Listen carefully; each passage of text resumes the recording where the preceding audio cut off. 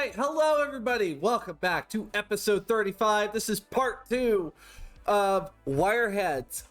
This week's episode, Building Beyond the Average Gonk.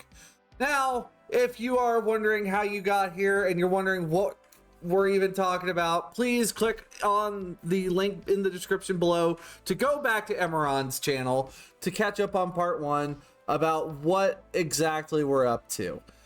But if you don't feel like clicking on that link right now, please just know that you might be a little confused to what we're doing here.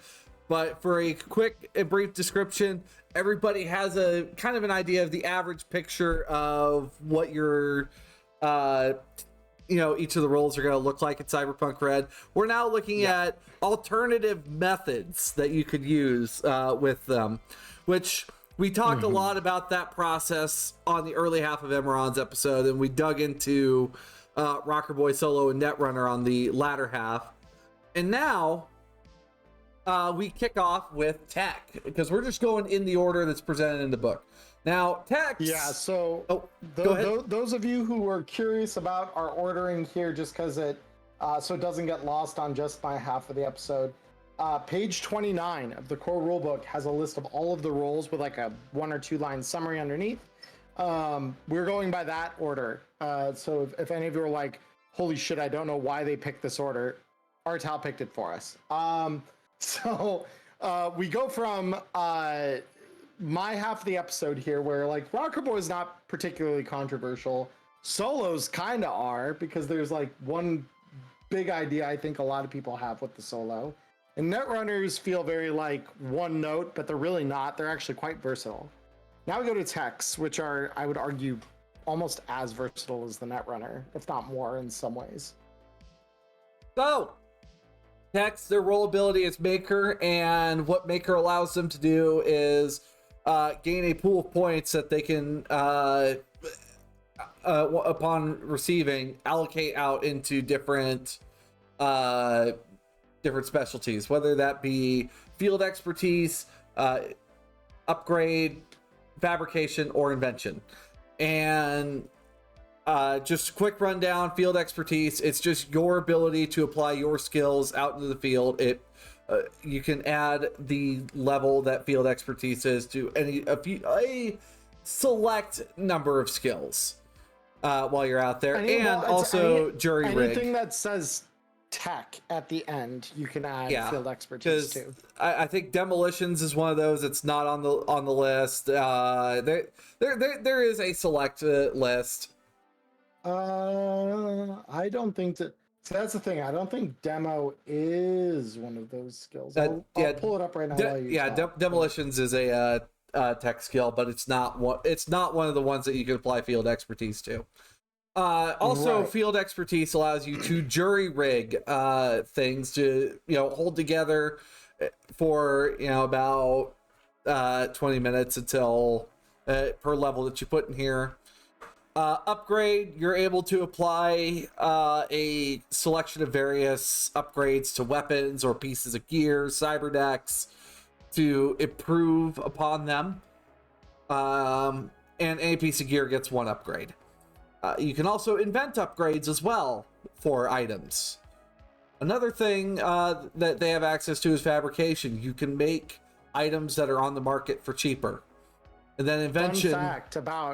Fun fact about fabrication, really quick, before we gloss over it entirely, is that you can fabricate any item that has a listing in any book from the rip.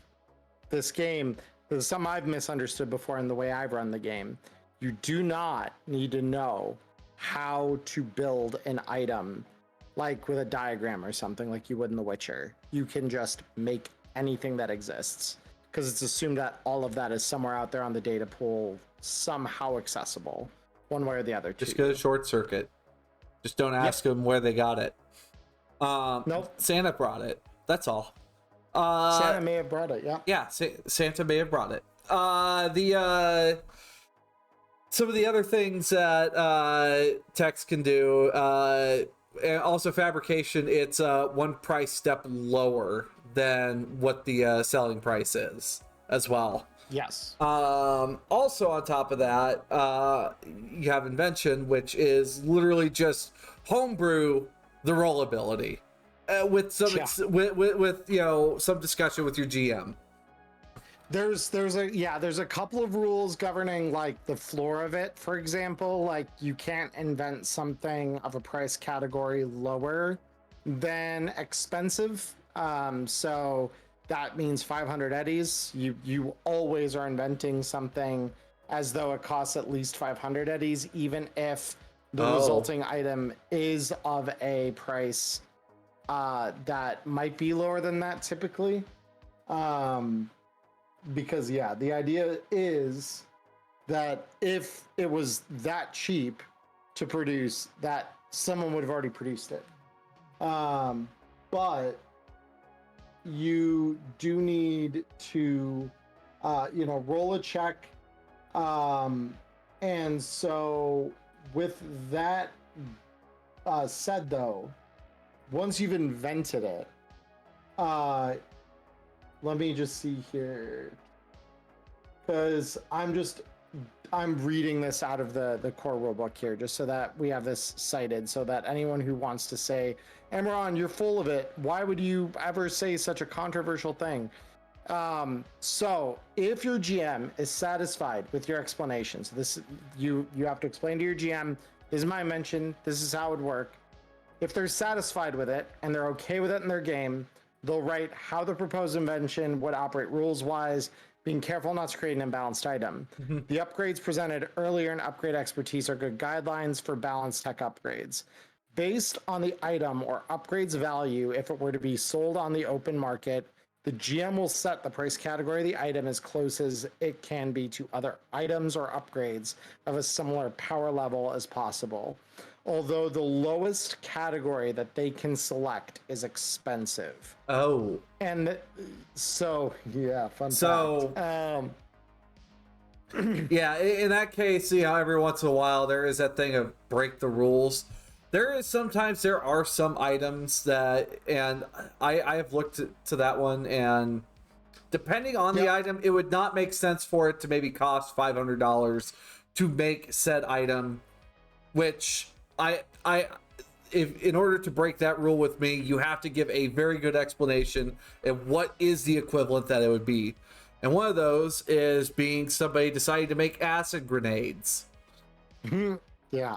Basically, it's the equivalent of smoke grenades, but it's just everything in that area goes down by 1 SP. It costs $50 a pop to do it. So, and I think that's perfectly fair. Yeah. And I've also broken that rule several times for I don't know if it's the same class as that necessarily, but similar stuff where it's like, okay, there's some random gizmo you need, like there's no shot that the components for something like this would cost you 500 eddies. It's more about rejiggering something that works one way and making it work another. Blue Haze probably didn't cost that much, did it? No, I think the price we set for Ghost to manufacture more of that when he wanted to was like, I think it was like 200 eddies a grenade or something like that, because of the materials involved. But yeah, I mean, it wasn't much. Like, it really wasn't a lot. Yeah. So, and like that is important to keep in mind. Like, break the rules if it makes sense. So now that we have that out of the way, techs, obviously the most important stat as a tech, you're going to want not just tech. I mean, obviously tech is important. Tech is important. Yeah. Intelligence. You're also going to want intelligence as well for being able to understand other parts of the tech you're working on. I do feel that, like, if you are going to be coming up with certain things, just like, all right, do you happen to know the chemistry for this? Or do you understand, the physics of a gun, like ballistics? Mm-hmm. Actually, I think Valkyrie's tech or her science is ballistics. So Intelligence is just me. as important. And also general education is important as well. I've got a slight curveball to throw at you here as well. Sure. The other stat that is not to be undervalued here, and this is one that I'll continue drum beating on, because on my half of the episode, forgot to mention this was true for another of the classes we covered there as well, or roles, I should say, which is Rocker Boy. Luck. Luck is important. You want high luck on a tech, and the reason is because if you put enough luck into making a check to invent something or upgrade something or do something in that neighborhood, the more expensive the item is, the harder those things are to do. So if like, and obviously you get like a ton of bonuses if you play your cards right, or you specialize pretty heavily in being able to do like one thing really well as a tech, you can probably hit the DVs you need just fine. But if you get up there into like very expensive and then into luxury, it's very hard to hit those DVs, at least at rank 4. And luck is going to save you a lot of wasted time, because you have to still burn half as much time as it would take to successfully make the item if you roll a failure. And that is how much time you have to burn before you attempt to do anything with it again. You cannot immediately make the reroll. So it's one of those things where you save yourself some grief by having a little extra luck that you can just throw into the roll and be like, I'm doing this. So, well, when we think tech, we tend to see the, very much the handyman is what I like to call that tech. Mm-hmm. They can fix about anything that you put in front of them, and they can also finagle together. They can MacGyver items together as well. And that's what I tend to see in a lot of techs. There is nothing wrong with being that kind of tech where you are a good all-rounder. However, techs actually happen to have some other fantastic usage as well. Techs can also make for fantastic thieves, just because of how much stuff that they can break and they can get into. You might use your tech skills not so much more to, like, you can repair stuff, but your field expertise would be very good for, you come to a door you can't quite open, like, by just picking the lock. And mind you, pick lock is not under field expertise, so maybe you gotta use electronics security tech to like open it. Some of the locks you encounter in particularly like poor parts of the city, or against particularly cocky marks, might just be, this is a master lock M2300. You can unlock it with another master lock M2300 and clunk, and like all you got to do is give like a good hit. However, there are plenty of locks in Night City, especially in the more affluent areas where things worth taking are there, that are locked by, DNA locks, biometric locks, electronic locks of all kinds. And that's where your tech is going to shine through in a lot of cases, because they're going to be able to know exactly how to get into that lock in a way that allows them to like short the thing that unlocks the door or the crate or whatever. Perhaps we look to someone like Firebrand, where it's very much more knowing how to make things fall apart. You're a demolitionist before you're anything else. I take this thermite and put it right here, it'll break the box open and nothing inside will be damaged. That's what a tech is for. Hey, I get this reference. But like techs on their own, like while the handyman is fine, there is a whole plethora of different ways you can play tech. You've got spies or thieves that are fantastic at getting into stuff. Another option, of course, maybe you happen to work on your own weapons, and you do black bag work, such as, you know, someone you might meet in Tales of Red Street Stories, John Doe, who has, you know, ranks in tech. So your weapons might be a little unconventional. Your armor might happen to be a little bit stronger. So it's not so much repairing what the people have, it's making your stuff better as an upgrade tech. Yep. Yeah, just being able to add like random +1s to stuff, or being able to take like an exotic weapon, for example, and allowing it to take attachments, like that can be a massive upgrade potentially to certain things.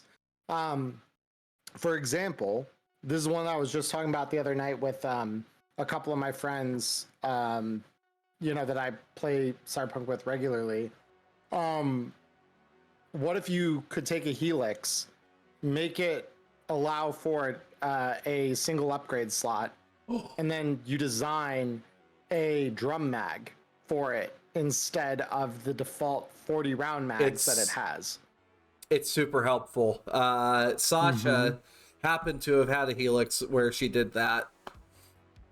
Really good. It's nice to have, you know, 8 bursts instead of 2 bursts in it. It's so much better. Trying to think what other option. Oh, you can change. You can also change what kind of ammunition exotic weapons take. Did you know that you look here for a moment, kids? You don't need a fancy Malorian Arms 3516 to do a shit ton of firepower. All you need to do is find a way to put these shotgun slugs into your Militech Crusher, and then boom. You don't need all that other fancy cyberware and whatnot. It does 5d6 damage, and it can be concealed. I don't have a name for that tech yet, but yeah, you know, you can turn a Militech Crusher from 3d6 damage to 5d6 damage like that. Now Skinny has joined the podcast. Hello, Skinny. Any words of wisdom? Besides, don't consume that chocolate. It ain't good for you. She wouldn't. This is not the one I need to worry about eating people food. That's a Fluffy problem. She'll sniff it and then she'll ignore it. Fluffy will dig the fuck in, and that's the problem. She's like, ooh, people food for me? No. But you might think it is, but no. Now, I suppose another thought is you might be a much more enterprising fixer. Or, well, not so much fixer, but tech. Who happens to know a fixer that knows a client or two. And, well, you could, you know, really specialize in fabrication. And you'd be able to make, instead of having to, you know, pay the corporate markup for something, just make it yourself. And you could make almost a near replica. Yep. No, I mean, and that can get really crazy really quick. That's also what I try to remind my techs of. It's like, remember, if you create something too busted that, like, the corporations come against you and they all get flatlined really, really hard by whatever you invent, it is only a matter of time before they figure out how to invent the same thing you just did. Or rip you off and take all the credit for it if you don't make it known first. Or you might score yourself a nice little contract with weapon designers, such, you know, as reliable ones like Gunmart. Anyway, just be aware that if you turn the offer down, they'll figure out how to do it anyway eventually. Oh yeah, like give them a couple weeks, they'll figure it out. Let's see what other. I'm trying to think, like, because the thing with techs, like, yes, tech is your most important thing. If you are a tech and you don't specialize in the tech, what are you doing? But you could also use your tech to enhance your combat skills, even. Maybe, you know, I think a great one. We're gonna take it right out of Dage Gal dossier. Torch happens to use heavy weapons and hasn't. I think he has a tech upgrade flamethrower is what it is. So I'm pretty sure you're right. like I can pull it. so there's all these different possibilities with tech. It is much more how do you use your technical know-how, and how does it apply to your craft. Perhaps you're perhaps you're the crew's inventor, produces all sorts of gadgets to get the job done. Oh gosh, I'm trying to think what other variants of tech have I seen. I suppose maybe you specialize in very particular things as well. Maybe you happen to be I care to think Shears from Tales of Red Street Stories is a tech. They just happen to work on clothing. Maybe you're really good at that. Maybe that's part of what you do. But the savings, the absolute but no. What do you? I The don't. savings of being able to just make your own shit all the time. Well, he's talking about the Gunmart weapons. What you save in Gunmart, you spend at the hospital. I mean, not always. Sometimes, but not always. You just don't roll a 1, Diamond. It's really that easy. You just don't roll 1s. Right, yes. So I need to take solo. It always comes back to anyway, no, fumble recovery does not save you from gun jams. Fumble, yeah, another fun little quick hack for you all. Fumble recovery does not negate the Gunmart negatives. It just means the negative still happens at whatever the 1 plus your modifier is. So, what about you, Emmerron? What are some other ways? I'm saying, we have drug tech, of course. That was the first thing I was gonna say that Yeah. I've seen at my table. Probably the most creative use I've seen from a tech is like a drug tech, which is someone who this is before, mind you, we had the HQ rules, which now allow med techs to kind of do this too, where they can make street drugs. But if you create a drug tech, the drug tech can do all kinds of fun shit with your street drugs, and then you know where you're getting it from, so you know it's probably not poisoned or cut with bad shit because they're the one doing the cutting.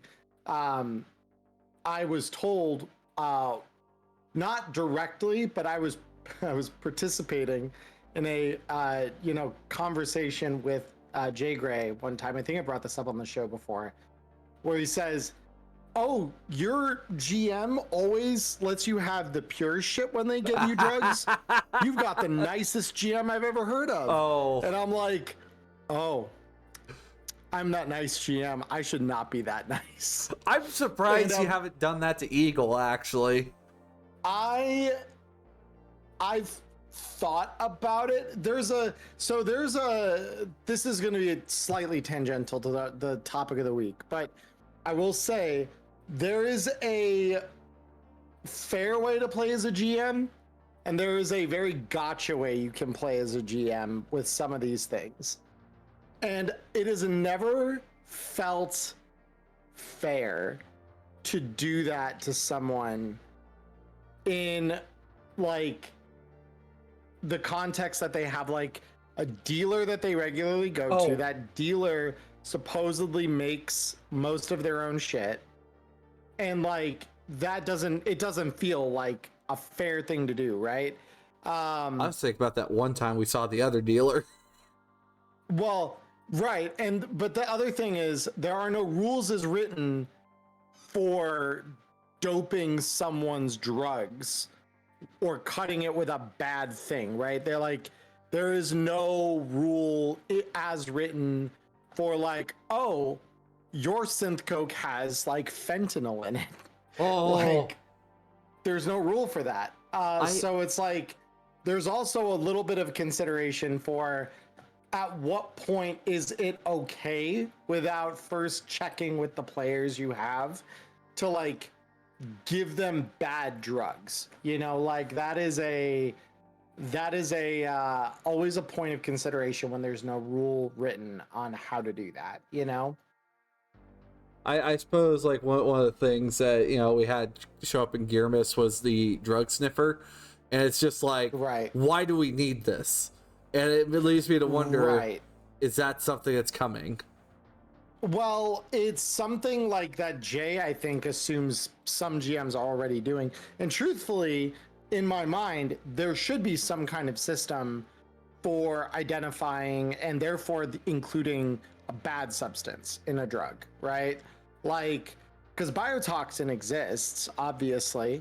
But the other thing about poison in the game is it is denoted as being very like one note, right? Yeah. Where it's like you get dosed by this, you take a shitload of damage one time, and then the poison has run its course effectively, right?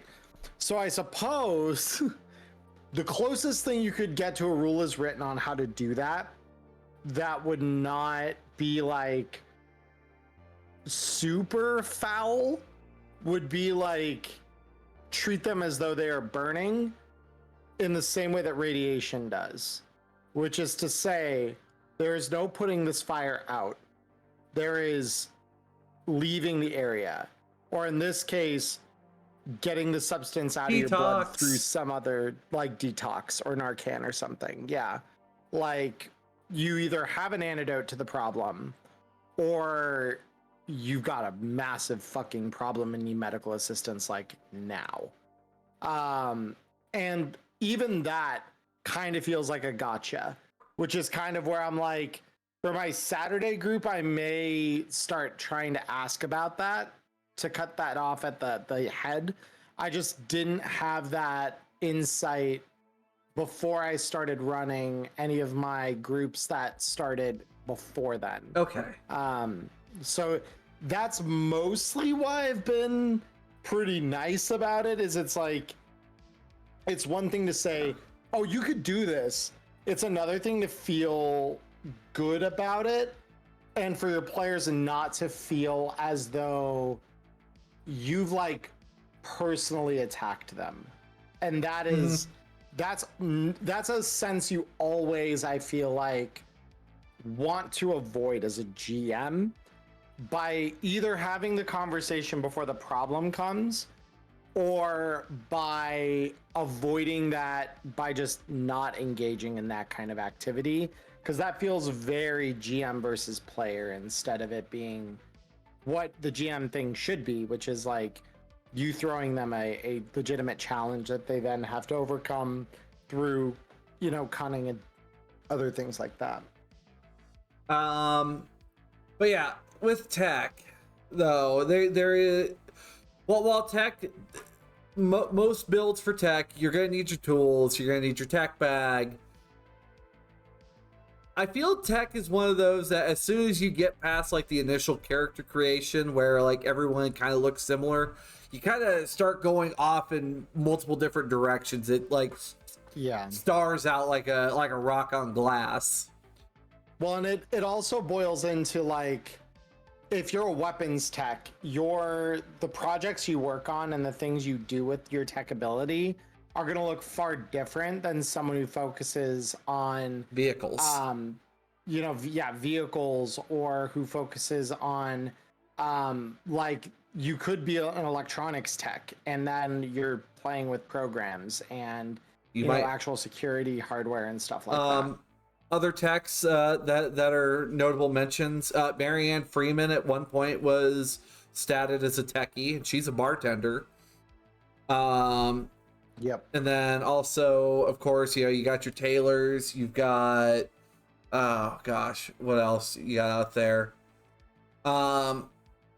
Frick, I'd even say, newscasters that are, like behind the scenes, part of Fiona's team is tech. Stringer's a tech. Yeah. So, well, you need someone to run the lighting and audio. So, maybe you're very much visual effects. So, tech is very complementary to every role. So the tech that might show up in your group will probably vary depending on the party as well. Yeah. I will say, like, in general, techs, you're probably going to take like basic tech, but what you take beyond that is largely up to you on like, do you want to take electronic security? Do you want to take weapons? Do you want to take, any of the various vehicle tech skills? If you have a nomad, you might not focus at all on vehicle tech if you know that in advance, because it's like, oh, well, Moto gives them all those same bonuses basically. So unless you're like inventing something for them, you don't need that, you know? I mean, also techs are complementary to rocker boys as well. Rocker boys do need tech if you're going to be a musician. Yep. Techs can take your show to a whole nother level. Look, all I'm saying is I need a linear frame made up of entirely speakers. Okay. Okay, Raven.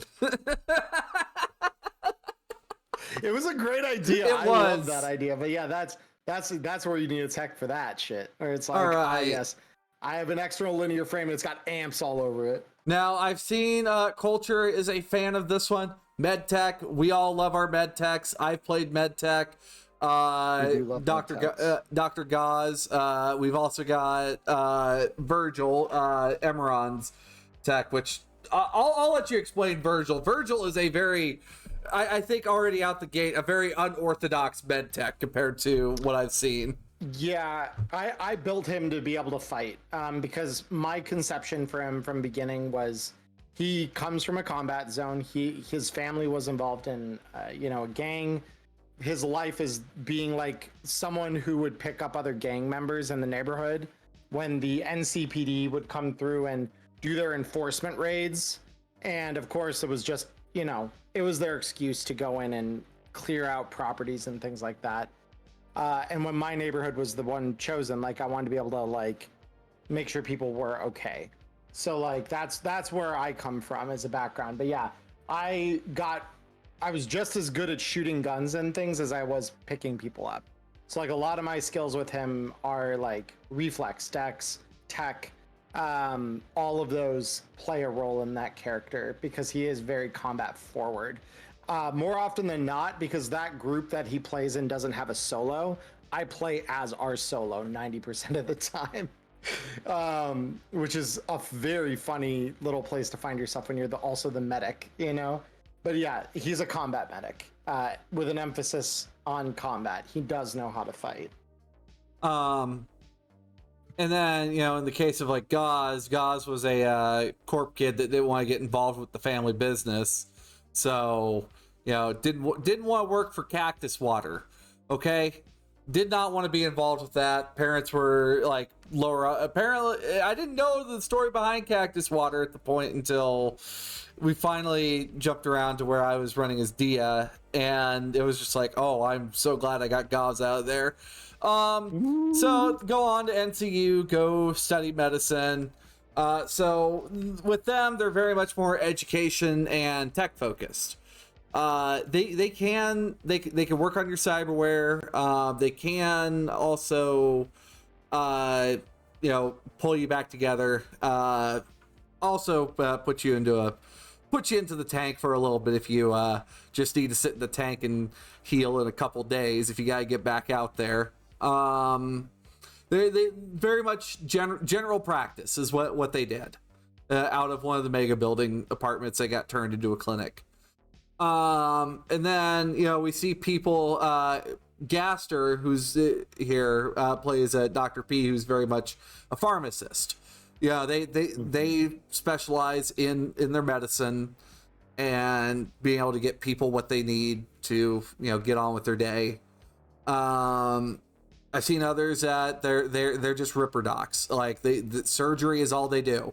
It's rip it out of one person, put it into someone else, and make a little profit. That's fine. A little questionable, but that's fine. And then we also had Virgil does.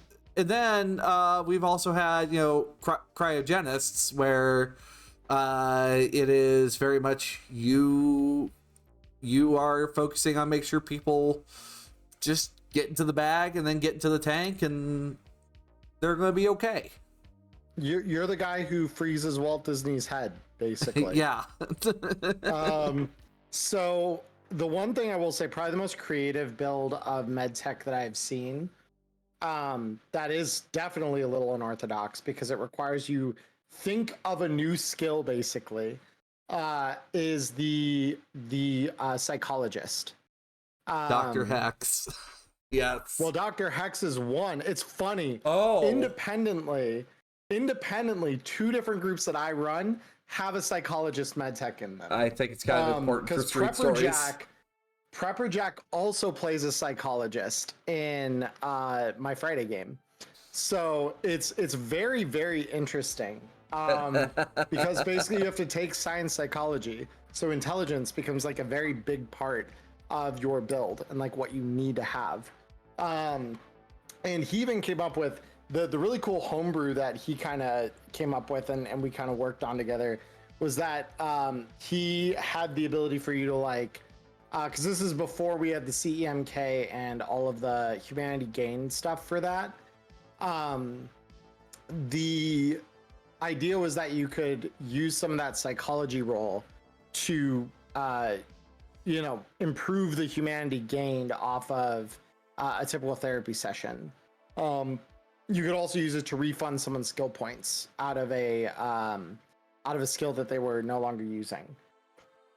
And the DV would go up depending on how deep into that skill they were, because obviously it's harder to teach someone new tricks when they've been doing the same thing forever.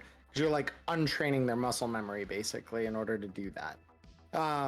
But so it's like that way, if you run into the scenario like we talked about over on my episode where you get like 3-4 sessions deep and you're like, oh fuck, I totally misjudged this. My points are in all the wrong places. I need them to be in all of these places instead. Now we have a system for that literally lets you reallocate them and like respec your character, which I was like, oh yeah, that's a really creative idea there. You mean I can't just use Brainwasher to fix that? Yeah.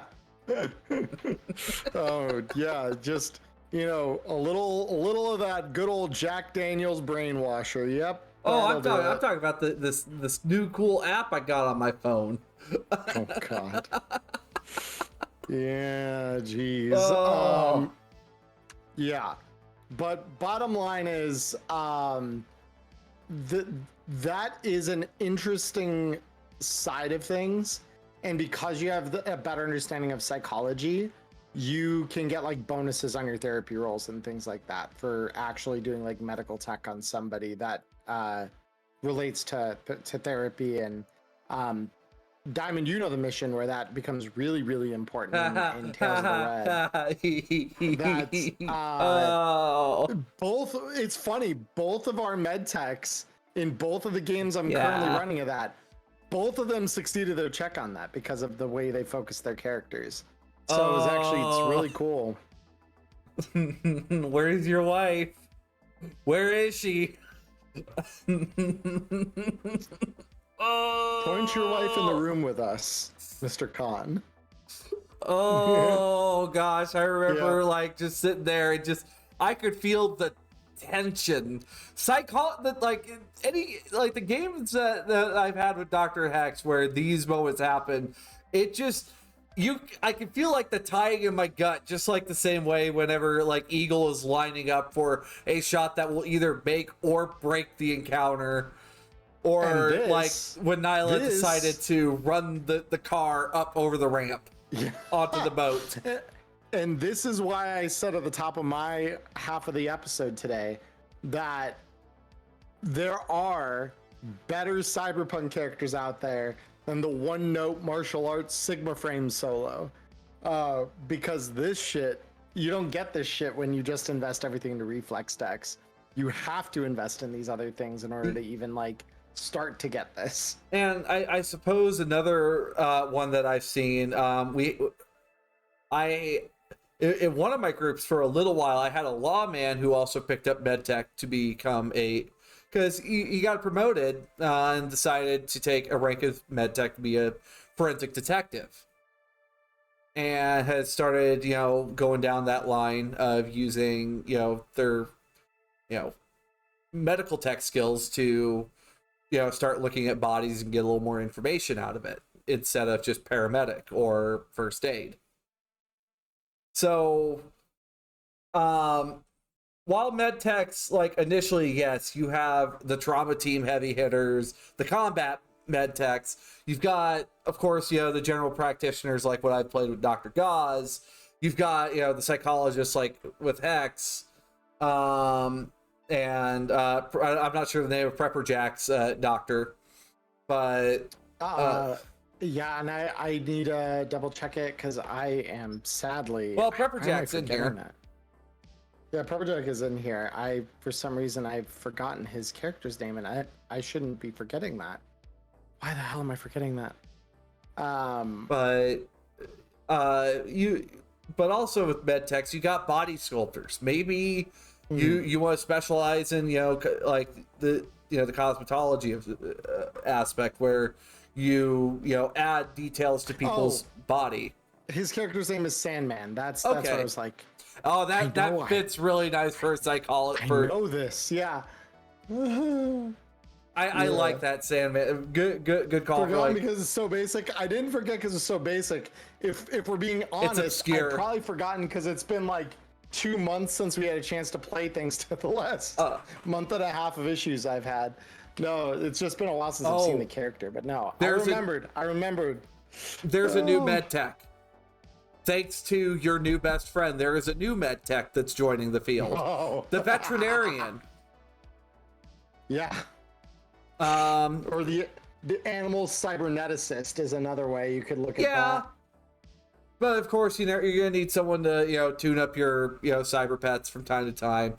And also I think like even the Night City like animal shelter / veterinary hospital, like the med tech that works out of there who runs that safe house also specifically works on exotics and bioexotic packages as well. So would make sense. Yeah. You might have like your thing that you're known for doing. Okay. So I do want to just point this out, Diamond, just in case you're not tracking time, just like I'm not tracking it well. Yep. That's 5 rolls of 10. We are 45-ish minutes into this half of the episode. I am so sorry. that's no, you don't have to apologize. I wanted awareness. It wasn't like we haven't committed a sin. We've just to be fair, I will say I think after tech it does, and med tech, it does get a little easier. Yeah, it does kind of narrow in on these groups. These are Yeah. Next one. These have more specific things they do. Next one's media. The rest of these guys really they don't really have as much that they branch out into. But yeah, next one, of course, media. Your role ability is credibility. It's very much more you are picking up rumors, running with these stories, and trying to find enough evidence to create a narrative. A fun fact: luck will only sometimes help with your roll ability. It doesn't help for like half of the uses that it has. It only helps for 1/2 of them. So like in the case of medias, I've seen like, of course, you've got the other variant of the streamer that's like going out there with the cyber cam to go show like expose the truth about something to the garden. You've got your news reporters like Fiona Hayes, Twofer at 24/7.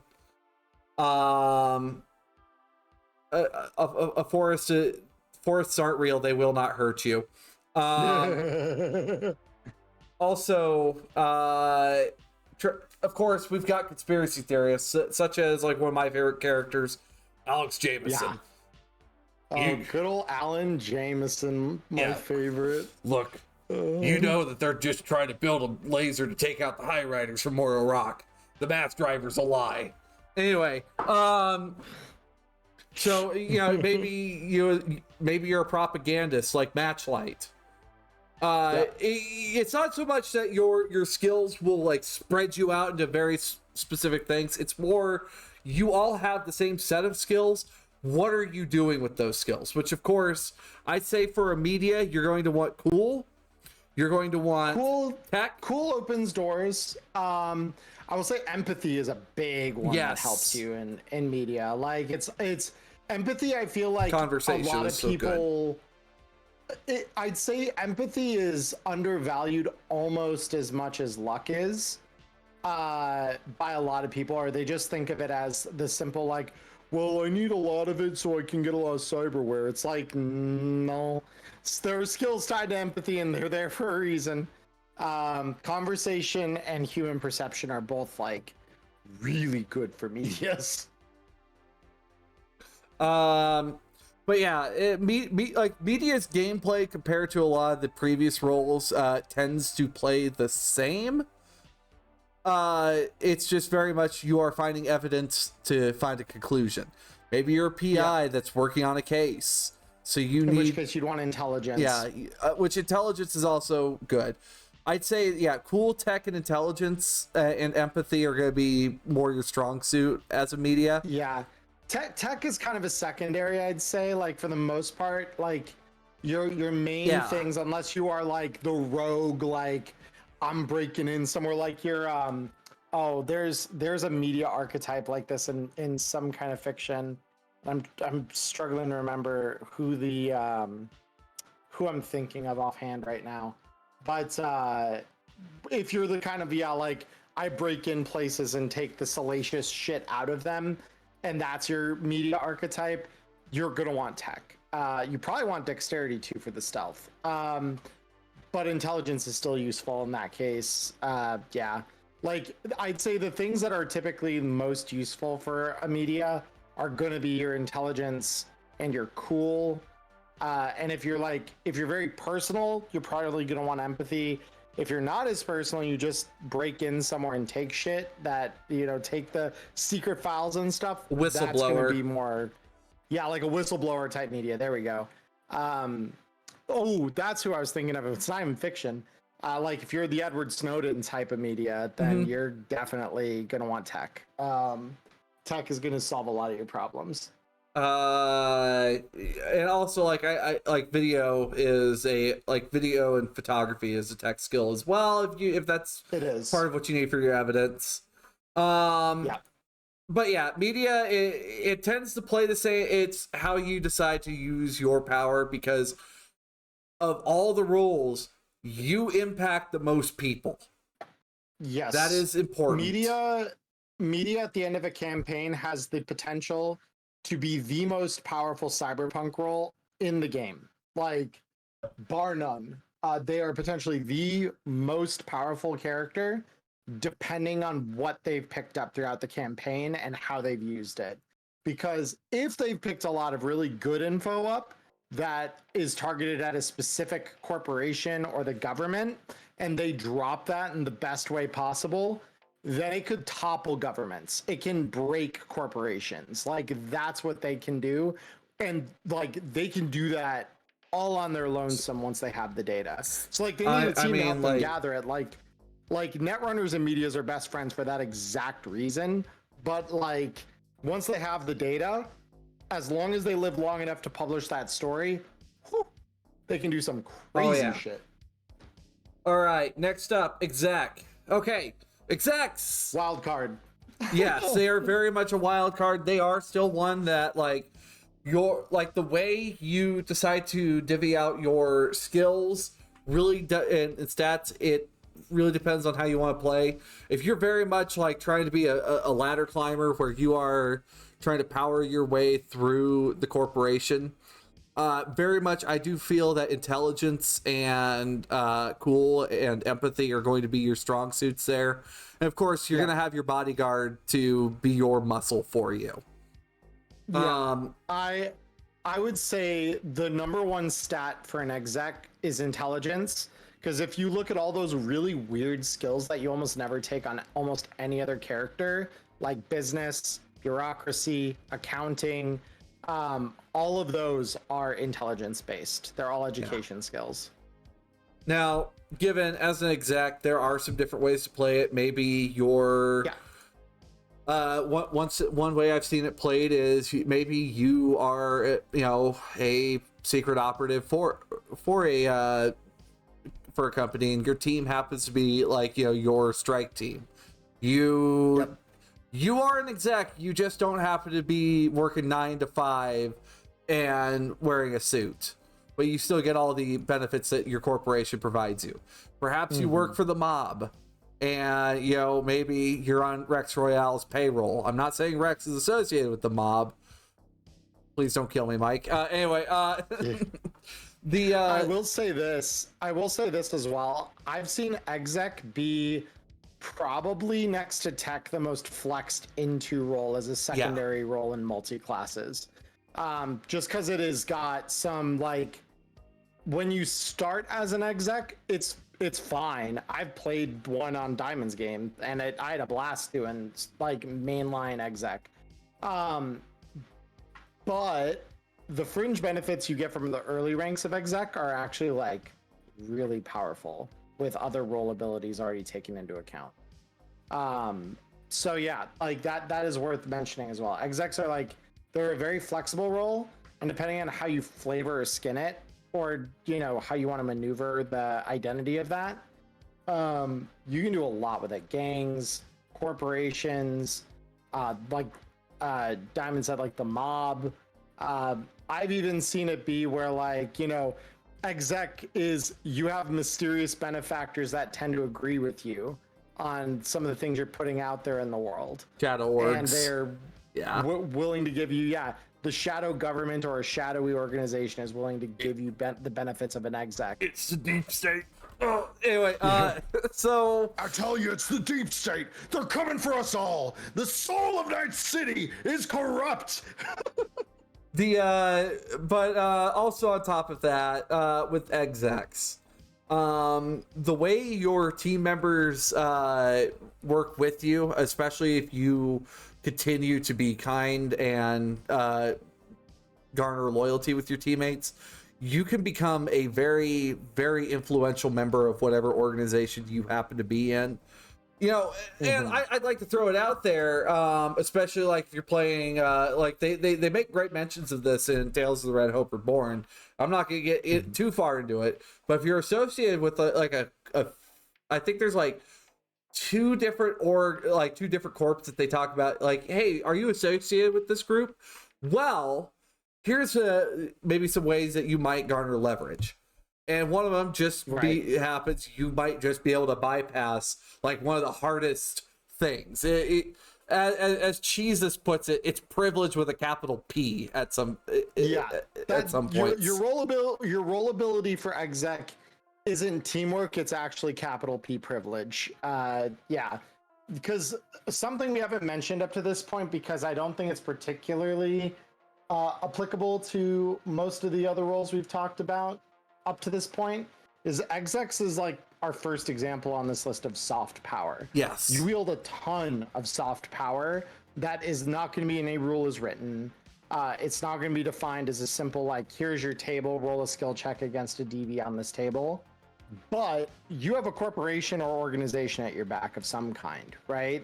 And that comes with the ability to leverage some hefty resources that no other role really can, and just call those to bear when it suits you. So yeah, that is something to very much keep in mind with exec, especially if it's your primary role.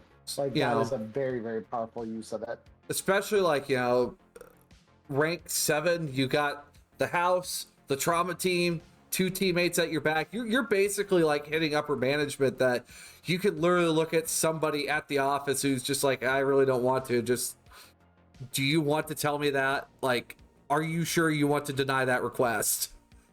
Make it happen. Right. Do you know who I am? If you did, you probably wouldn't have told me no quite like that. So let's figure out a better way to say yes here. Yeah, like, and not all execs are, you know, awful people.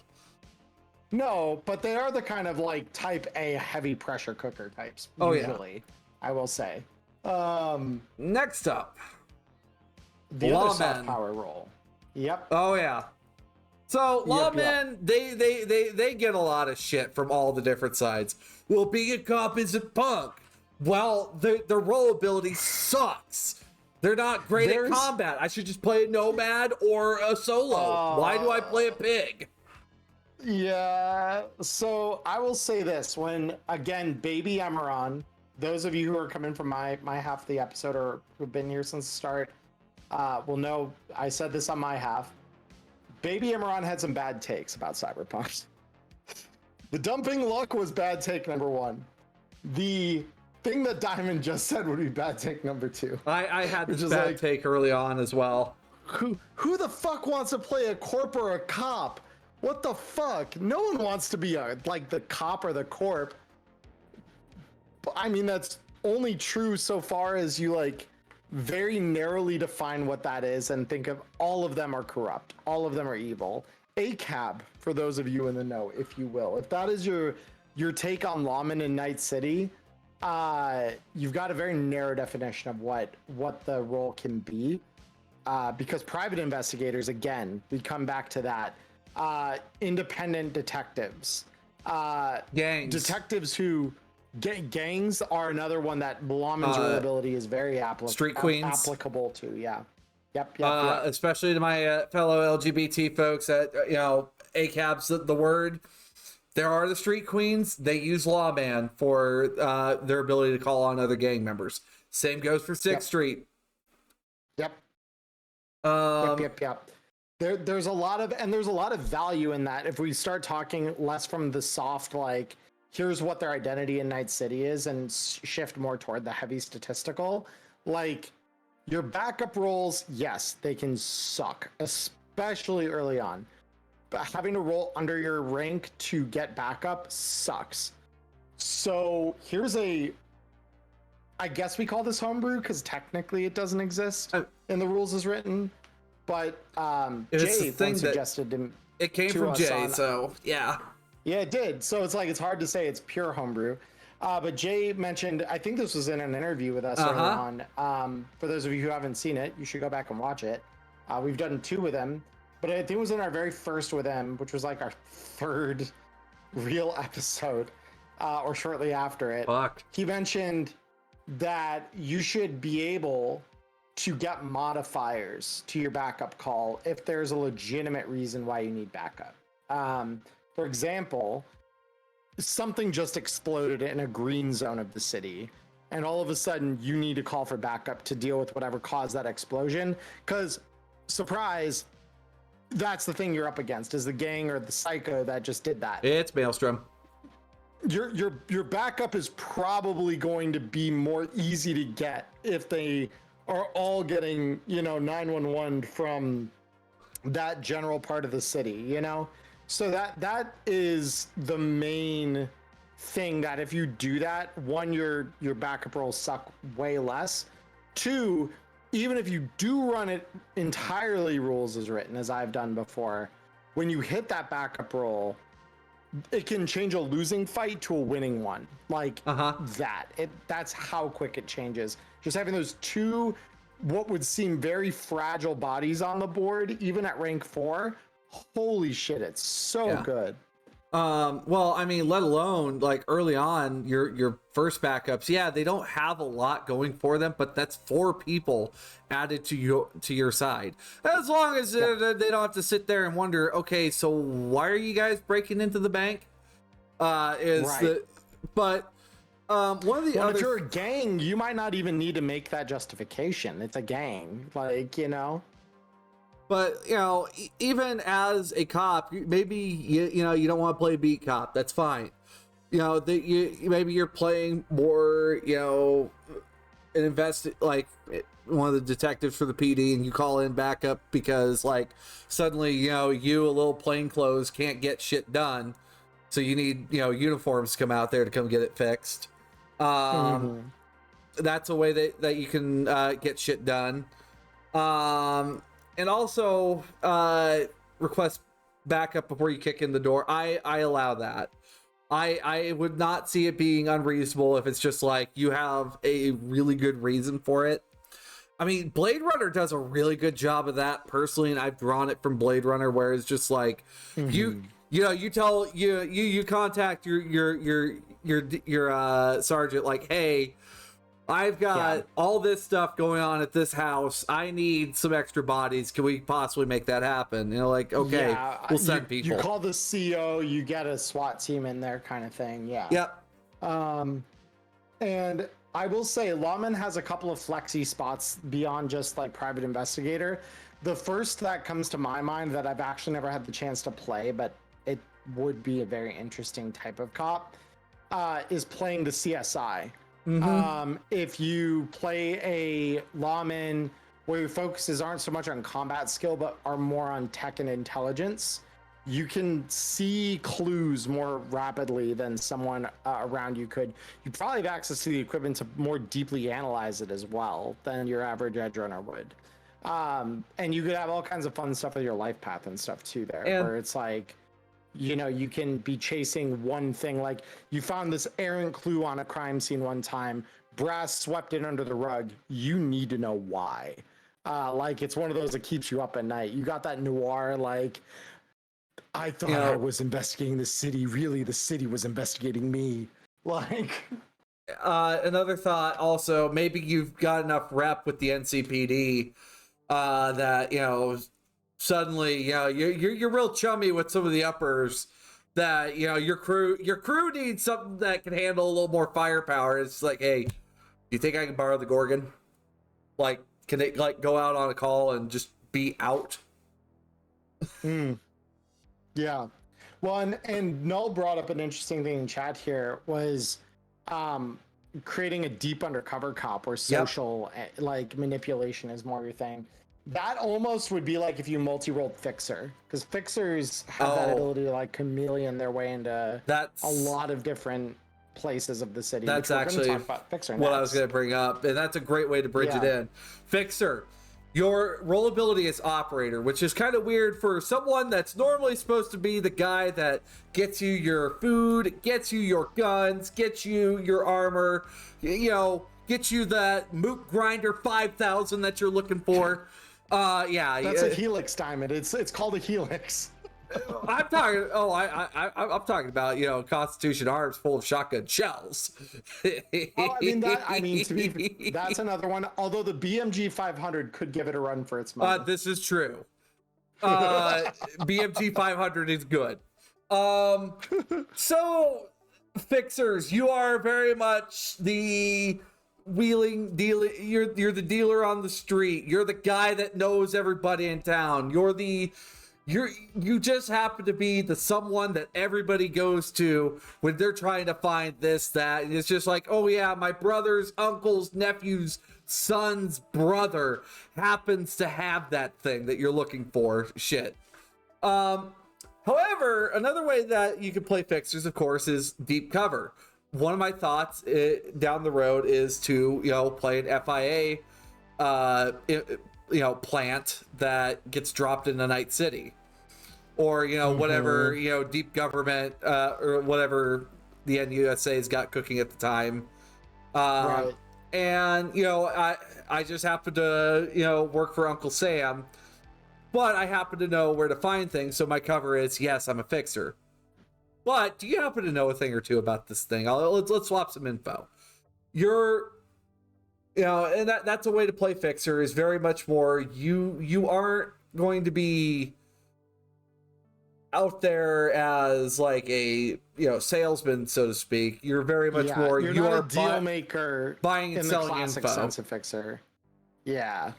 You are literally like, you are the gatherer of info so that you can use it socially. You know how to like a blackmailer almost. You know how to navigate the local gangs. You know what to be said, what to wear, not to wear, you know, like, don't wear red and white if you are not part of Maelstrom and you're on their turf. You know, don't wear their don't wear their colors. Don't wear these colors either. And you know how to get a hold of people in high places as well. You know, neighborhood honchos, corporate execs, even city politicos as well. Well, and the real fun thing with Fixer is that it's another one of those roles that's practically begging to multi-roll. Because if you play like a Netrunner Fixer, you could do some like crazy data broker shit. Oh, absolutely. Especially if you took like high intelligence and you could deduce like how one piece of the puzzle that you extract out of a data, like a net or something like that, that one little piece of a puzzle, you can start extrapolating how it fits into a whole. And like I said, you become a professional blackmailer, or at a minimum, you can kind of identify more readily who would buy that data at a high price, and then do the economics of that, which is it's always kind of fun. Also, you know, as a rocker boy, you can literally get your own shows set up and like, you know, broker the pay for it. Yes. Which that's another thing why fixers are good. And the thing is, all fixers are going to get the same kit, but you're going to learn different languages. You're going to know different places. You're going to have, well, and like contacts are kind of similar, but you're going to have the people that you go to pretty often that you know how to get. Yep.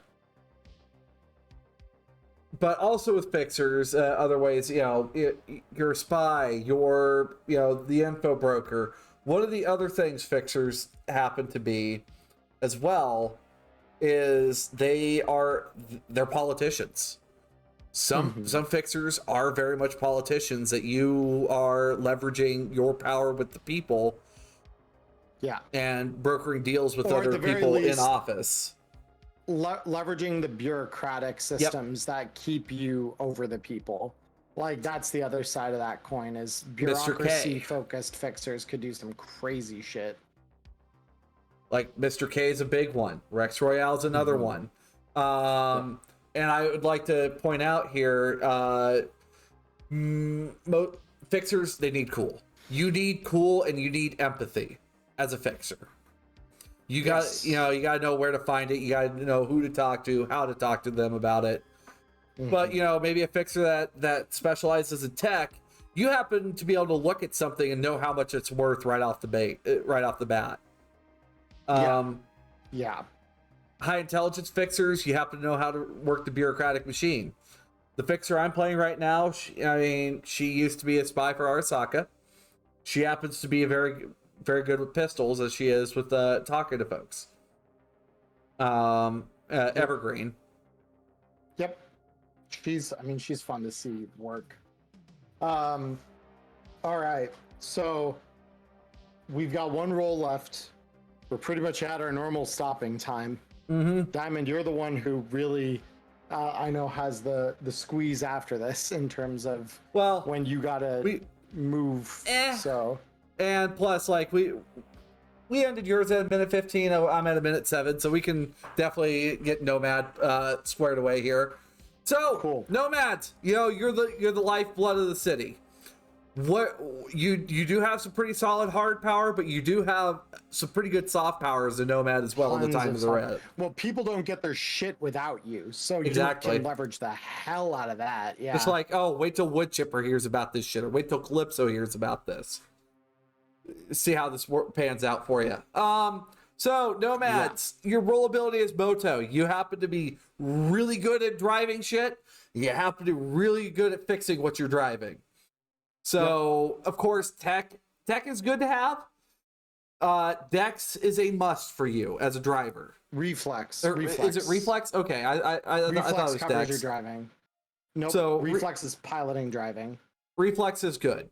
Now, depending on the nomad that you want to play, if you're a smuggler, maybe you got some cool, and so that way you have a little bit of streetwise to know the right places to drop stuff. Perhaps you're one of the delivery drivers, and maybe not only is your reflex really good at driving, but you happen to be really good at protecting your cargo as well.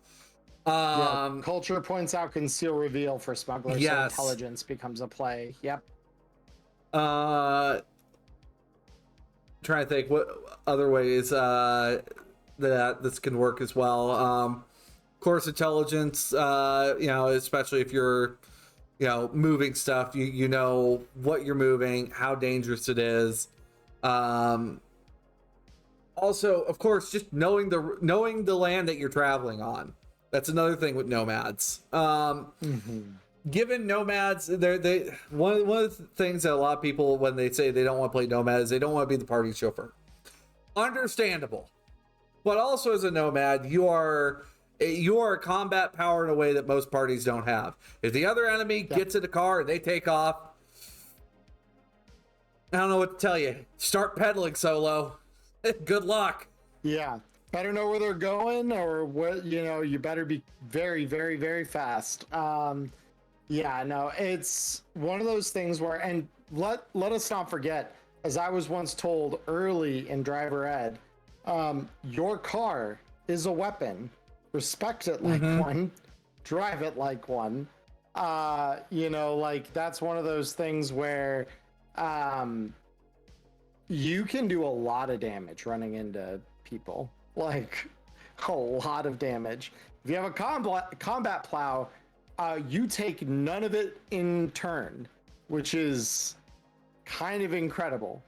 You just slam into the enemies, and lo and behold, they go flying, and you are perfectly comfy in that armored vehicle of yours.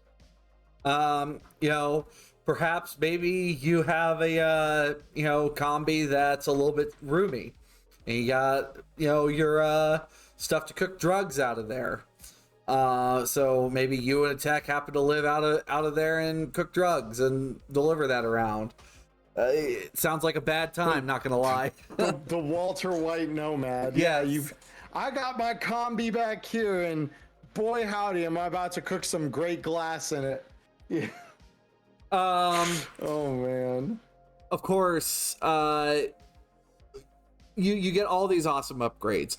This is the only way that you can get a free grenade U-56 grenade launcher, railgun, or Tsunami Arms Helix. It's the only way you can get it. I wouldn't be surprised if the B500 it could possibly be out of that list as well. Yeah, I mean, you don't really need the BMG 500 to be on that list, I think, because isn't it like I thought it was 1,000 eddies. Yeah, that's right. I think it's 1,000 eds. Yeah, well, it doesn't have the times so 5. It's a little less unachievable than the others on the list, because 5,000 is like good luck. But 1,000, you can get 1,000. That's not too hard to come by. But yeah, let's talk a little bit about what does an unorthodox nomad look like in the bigger scheme of things, because obviously your usuals are you're a getaway driver or you're a smuggler, you're a transport driver. What are some unorthodox nomads? The racers. Racers are fun. Very much all speed, all adrenaline, go fast, don't die. Yeah, fair. The adrenaline junkies. Yeah. I think another interesting nomad idea might be, if you go high intelligence on your nomad, take science meteorology and play an air nomad. And you can know when the best time to arrange a hit or something is, because the weather will like work in your favor or something like that. Sure, the N54 in them, they can, tell you that too, but like you actually know how good or bad it's going to be in a way that maybe the media doesn't want you to know how bad it's going to be. Or maybe you need to plan a specific, hour of the day, and the reporting they have is just general. It's like, yeah, today we have a 40% chance of showers. Fuck that. I want to know which hour it's going to shower. And what type of shower it's going to be. Right. Is it acid? Exactly. Is it normal? Is it blood? Yeah, exactly. I suppose another nomad that I hope to maybe run a campaign of is the pirate. Very much you are living off the flotsam.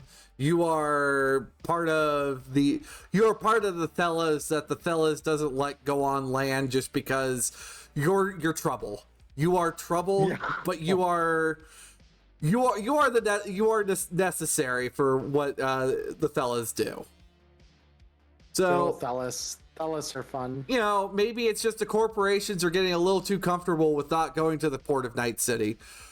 Well, suddenly you can't get to the other ports because there's people there that keep attacking our damn ships. Perhaps you like to sink yachts.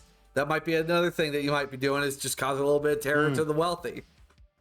I certainly don't know a group that likes to sink yachts. Definitely not. Trying to think what. Another form of nomad, of course, is the traders. Maybe you're a fixer.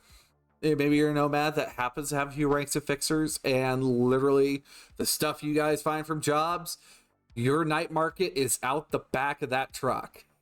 Yeah, you're a scrap dealer basically, and scrap here is general. Some of the stuff might actually be pretty damn good. It may not be scrappy scrap. That's what's on the side. It's just like, maybe you go out to a certain part of the combat zone, go set up, and it's just like, yeah, I got a Militech Dragon for sale, but it's only for sale for the next 5 hours before I'm out of here. Yeah, I might be gone before that. Yeah, fair. Try to think what other variety of nomads. Of course, there is the Go Ganger. Very much you're out on the road, you're attacking convoys, you're maybe protecting convoys depending on what you're doing. But with most nomads, your vehicle, like the way you build your vehicle and the way you build your skills will determine what you're doing in particular. But not all nomads are going to just be the chauffeur. Some nomads are going, and depending on the type of vehicle you take, will really kind of tell what kind of nomad you are. Maybe you're an air nomad. Maybe you're a sea nomad. Which, I mean, sea nomads, they kind of get the shaft a little bit. They do. I mean, why though? How do you mean? Because I think air nomads actually are the ones who get the most of like the rawest deal there. Really? Because I mean, sea nomads. I mean, you just kind of got the Bay of Night City. Because really to go out into the deep waters, you need a big fucking boat. Well, potentially. I mean, you don't need to go that far out. Because there are two reasons why I think air nomads get a rougher deal than sea. One, pilot air vehicle is a ×2 skill. The other two control skills are not. Two, you have to get to a much, much higher rank of air nomad before you can get a vehicle that can really hold more than a couple people. The whereas the access, others get them much sooner, and they can actually take seating upgrades, whereas like gyrocopters, which are like what early air nomads have, can't. So that's a very, very important distinction. So yeah, air nomads get like they're good. They've got arguably some of the best utility in the game if you know how to use them right, but their vehicles are a lot more narrowly useful than the other two. Because even if you do say, oh well, I'm kind of waterlocked to the coasts, there are two giant bays that make up that inner island of Night City, and so you can still get around the edges of the city really, really easily. Yeah, it's just the most interior parts of the city, which I remind you, a good chunk of that is a burned out nuclear crater that no one really wants to go to anyway.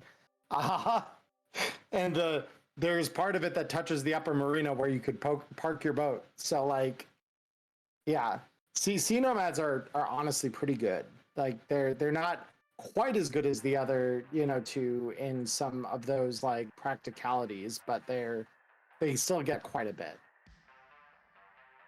So with the latter half of the group, it's very much more everyone kind of gets the same access of resources, and your play is going to be very much your play loop is going to be a little bit similar in some cases on how your role functions. The way you use it will really determine how you how you are going to grow kind of your express character. Role identity. Yeah. All right. Of course, there's the bikers. Of course, cannot forget the bikers. Can't forget the biker punks. Yeah, they're kind of more part of the ground group, but very fast, and they can get into places cars can't. Yeah. So that is one fairly long episode of Wireheads. Not terribly long, but long enough. We've like 12 minutes past the hour at this point. Chat, and to any of you who are watching this in recording form later, either on Spotify or YouTube, Null, thank you for the follow. I appreciate that. Any of you who are watching this later, this week, obviously, we've gone long on just the topics, so no Q&A again this week. That said, I didn't have any questions coming on my end of the YouTube side or on Spotify. Did you have anything coming on yours, Diamond? Nothing here. However, you can also send your questions not only in the comment sections, but to wireheadspod@googlegroups.com. Yep. Email us, comment at us. We will answer your questions if we see them. But this week we are officially beyond time. We are in negative time remaining at this point. So I think that's pretty much where this week is gonna end, folks. Of course, come check us out on Start Playing Games. Check us out while we're live doing other shit as well. And I think on that note, I'm Diamond Dust. And I'm Emmerron. And we'll see you next week. Bye-bye now. Bye-bye. Bye-bye. Bye, everybody. Goodbye.